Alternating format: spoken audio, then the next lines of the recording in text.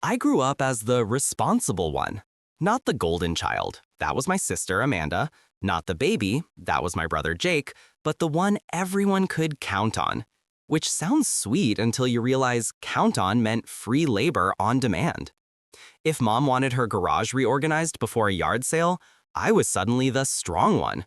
When dad's laptop mysteriously sprouted 15 toolbars and couldn't connect to Wi-Fi, guess who got a panicked Saturday call? And of course, when Amanda had kids, the family apparently voted me in as the live-in babysitter, except I didn't live with her. The first time it happened, Amanda was in a pinch. Her husband had a work trip and she begged me to stay overnight with her two toddlers. I said yes because I was 22, fresh out of college, and still eager to prove myself useful. The kids were cute and I figured it would be once or twice.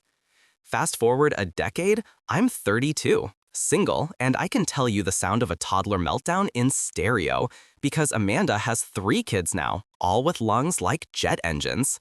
I've missed concerts, dates, and one very promising weekend trip because we can't find anyone else and you're so good with them. Vacations became the worst. I'd get invited along on family trips, except while everyone else went parasailing in Myrtle Beach or shopping in Nashville, I'd be trapped in the hotel suite with goldfish crumbs in my hair, watching Paw Patrol on repeat. Last summer was the kicker. We stayed at this hotel in Orlando with those super slow elevators that smell like sunscreen and wet towels. Amanda and her husband took the older 2 kids to Disney while I stayed back with the baby. By the end of the day, the room was a battlefield of sippy cups, sticky pacifiers, and me Googling, can a person actually lose their mind from Baby Shark? They came back sunburnt and cheerful, carrying churros and souvenirs. They tossed me a keychain of Cinderella's castle like a dog treat. We thought of you. I stared at that cheap keychain, my shirt streaked with spit up, and realized I'd basically paid hundreds of dollars because we always split costs evenly for the privilege of unpaid babysitting. So when mom called a few weeks ago, bright and chipper, saying, "We're planning a family trip to the Outer Banks this summer. It'll be so fun," I felt my stomach knot. I knew exactly what fun meant. Me in a rented beach house with 3 kids under 10 while everyone else lounged at the oceanfront bar. I tried to play dumb. "Oh, who's all going?" "Everyone," she said. "Me, Dad, Amanda's crew, Jake and his girlfriend, and you, of course. The house has enough bedrooms." Translation, I'd get the bunk bed with the kids again. For once, something inside me just snapped. The memory of that hotel elevator, the churro smell, and that stupid Cinderella keychain burned like acid in my brain. I thought, not this time. I decided to try something radical: honesty. When Amanda called me a few days later, doing her usual, "Hey, so excited about the trip, the kids can't wait to see you" spiel, I cut her off. "Amanda," I said, balancing my phone on speaker while scrubbing dishes, "I need to be clear this time. If I come, I'm not the built-in babysitter. I actually want a vacation." There was silence, then a laugh. "Oh, come on, you love hanging with the kids." "Not when it's all day, every day," I said. "Last time, I didn't step outside the hotel until the last morning. I paid hundreds of dollars to eat room service chicken fingers." "You're exaggerating," she snapped, the sweetness gone. "We gave you a keychain." I nearly dropped the plate I was holding. Exactly my point. The conversation went downhill fast. Amanda accused me of being selfish. I told her she and her husband needed to learn how to manage their own kids. She huffed and hung up. 2 hours later, Mom called. "I heard about the misunderstanding," she said carefully. "Sweetie, you know Amanda counts on you. The kids adore you." "I adore them too," I said, "but I'm not their parent. I want to sit on the beach, not in a dark room with cartoons blaring." "Well, maybe you could take just one day off. Surely you don't mind helping." "Mom," I cut in, "if I come, I'm paying for my own room. No kids, no bunk beds, no babysitting. Otherwise, I'm out." You'd think I'd announced I was joining a biker gang. Within 24 hours, I had 3 missed calls from Amanda, 2 from Dad, and 1 group text where Amanda wrote, "Apparently, Blanky thinks they're too good for family now. Guess they don't love their niece and nephews enough to spend time with them." The family chat blew up. Jake, bless him, replied with a single laughing emoji. Dad told him to be respectful. Mom kept saying, "Let's not fight." I stayed out of it, but the pit in my stomach grew. I knew exactly how this would play out. I'd either cave and go, or I'd be cast as the villain. But here's the thing. I'd already found a reasonably priced beachside inn 10 minutes from the rental house. Simple, clean, with those cheesy seashell lamps and a balcony that overlooked the dunes. I booked it. $620 for the week. Worth every penny if it meant no sippy cups. When Amanda found out, she called me. Again.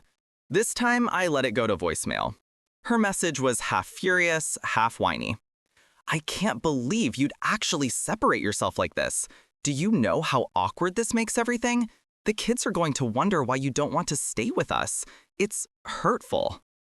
I played the voicemail twice, then saved it. Part of me wanted to laugh, part of me wanted to cry. Later that night, I sat on my couch with Tai, scrolling through Facebook. Amanda had already posted some cryptic status. "Nothing like finding out who really has your back. Some people are just selfish. Family should come first." Comments rolled in from her mom friends, all sympathy.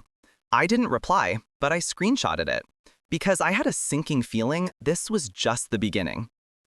By the next morning, Amanda's little Facebook post had sprouted into a full-blown pity garden. Her friends left comments like, "Ugh, I'd kill to have free help. Some people don't know how lucky they are." Or, "Wow, family is everything. Sorry you're dealing with this, girl." Then my Aunt Cheryl chimed in. "Wait, who's being selfish? Not my name? That doesn't sound right." Which basically guaranteed that Amanda texted me within 5 minutes. "Delete the screenshots. Don't stir things up." I hadn't even said anything yet. By lunch, my phone buzzed with a call from Dad. I answered because I figured avoiding it would only make things worse. "Son," he started, in his serious dad voice, "your sister is upset. I think you could compromise here. Maybe watch the kids a couple evenings, just so she and her husband can enjoy themselves." I could practically hear him pacing in his office, fiddling with his pen. "Dad," I said, calm but firm, "I'm not refusing to ever help. I just don't want my entire vacation hijacked. I booked my own room. I'm setting a boundary." "You're making this harder than it needs to be," he muttered. "No," I said, "it's always been this hard. You just never noticed." That shut him up. The tension simmered for a few days. I avoided the family group chat. Meanwhile, Amanda kept posting subtle things, like a picture of her kids holding handmade signs that said, "We love Auntie," with the caption, "Some people forget what really matters." My phone buzzed constantly with notifications from friends sending me screenshots, asking, "Are you okay?" One Friday night, after 2 glasses of cheap grocery store wine, I cracked. I wrote my own post, not tagging Amanda, but not exactly subtle either. It went something like, "Friendly reminder that going on vacation doesn't mean signing up for free childcare. Loving your nieces and nephews doesn't mean forfeiting rest, freedom, or basic respect. Boundaries equals selfishness." I hit post. And then my notifications exploded. Half my friends, many of them child-free like me, cheered. "Yes, preach. You're not free labor just because you don't have kids." Even my coworker, Lisa, dropped a comment. "Good for you. I've been the designated babysitter cousin, and it sucks." But then family started weighing in. Aunt Cheryl again. "Oof, family drama."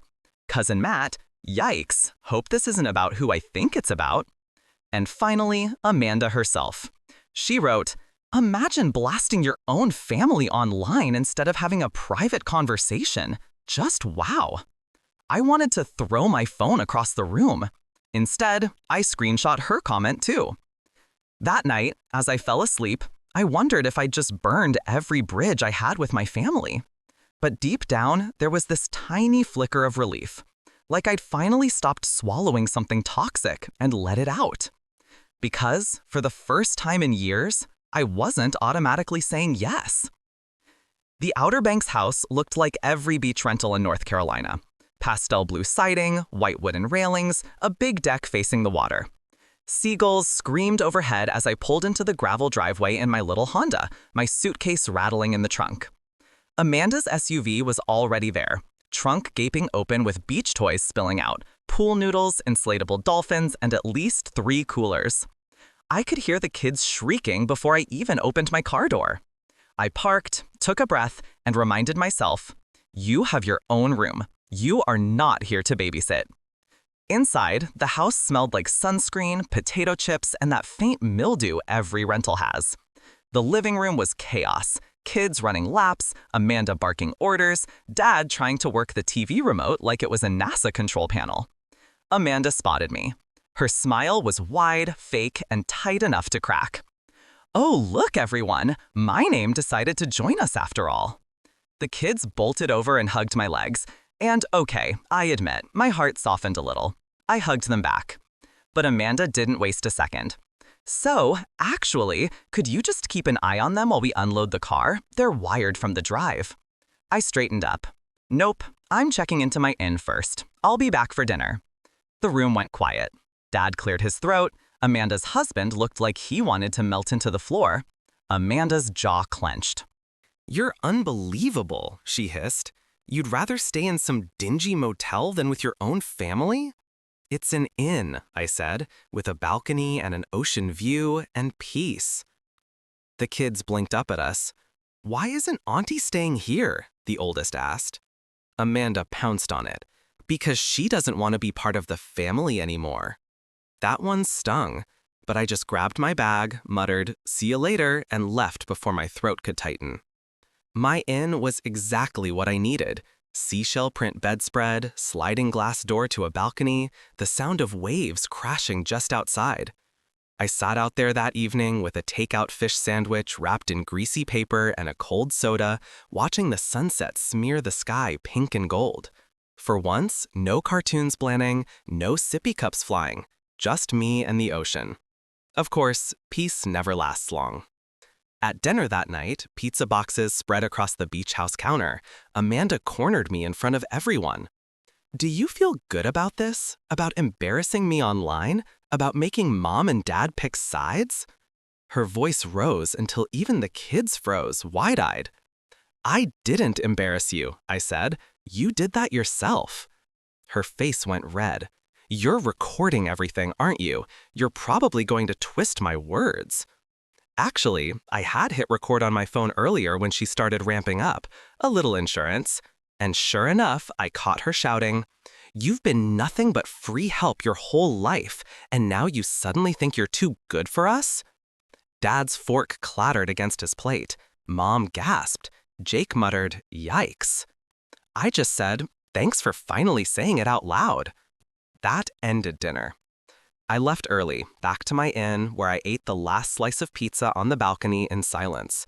My phone buzzed nonstop, Mom begging me to keep the peace, Amanda firing off texts I didn't bother to read, Jake sending a single, "Lol, holy shit." The trip was officially on fire, and I had no idea if it would burn everything down or finally clear the air.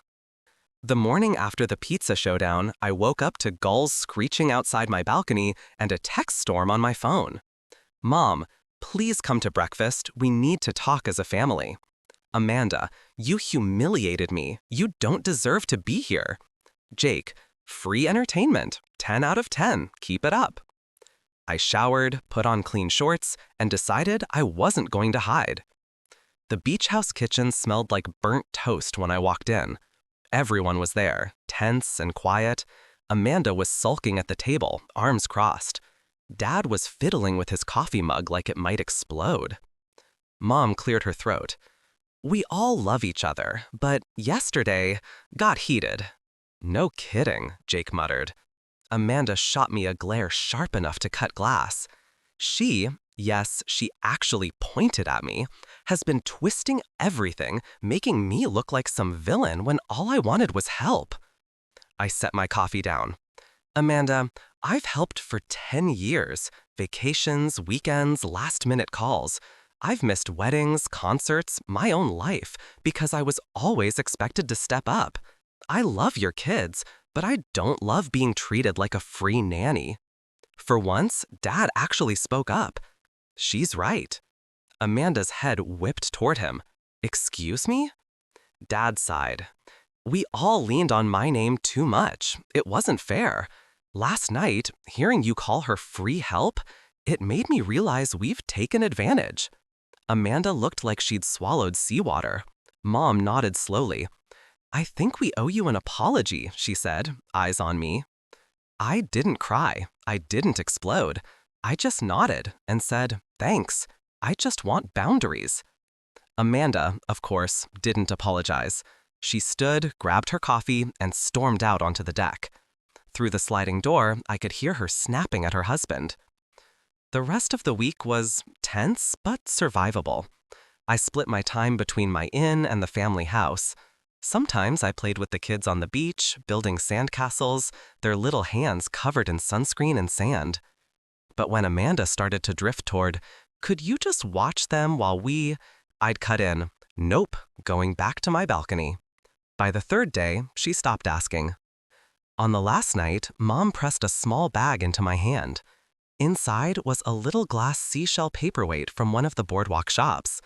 Not a keychain this time, she said, half smiling. It wasn't much, but it felt like a shift. When I left the next morning, I drove away with the windows down, salty air whipping through the car. I didn't feel guilty. I didn't feel like a villain. I just felt free. For once, the vacation had actually been mine. Back home, life slid back into routine. Work, grocery runs, the occasional night out. Except now, my phone was a little quieter. Amanda stopped calling. Mom checked in more often, always careful not to volunteer me for anything.